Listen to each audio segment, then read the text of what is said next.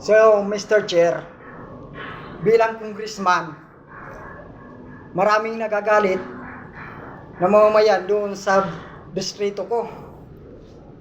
Wala na silang sinabi at wala na rin akong narinig, kundi mukhang bibig nila yung salitang wala na akong ginawa kundi ang magnakaw.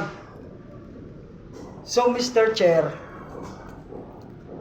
nung nakaraang eleksyon, magkano ang nagastos ko para lamang manalo bilang congressman sa distrito ko? 20 million pesos ang aking nagastos. Bayad sa leader, bayad sa coordinator, bayad sa mga butante para ibuto lang. Yung iba mga Mr. Chair, yung iba hindi, pinabayaan ko na yon. Yung mga nabulsa, pinabayaan ko na yon. Siguro, Mr. Chair, wala namang negosyante na papayag na malugi ang kanyang negosyo.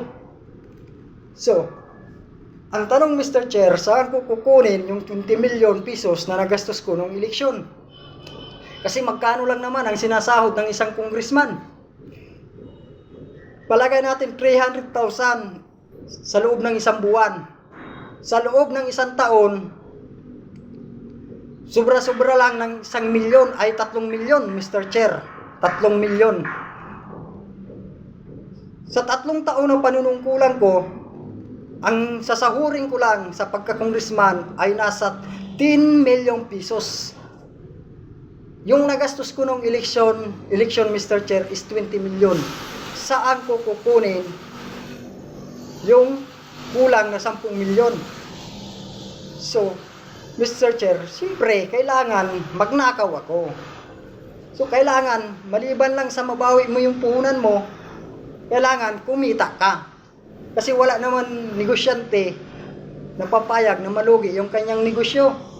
At saka doon sa aking mga nasasakupan, sa mamamayan, huwag kayong magalit kung magnakaw ako nagmagnakaw.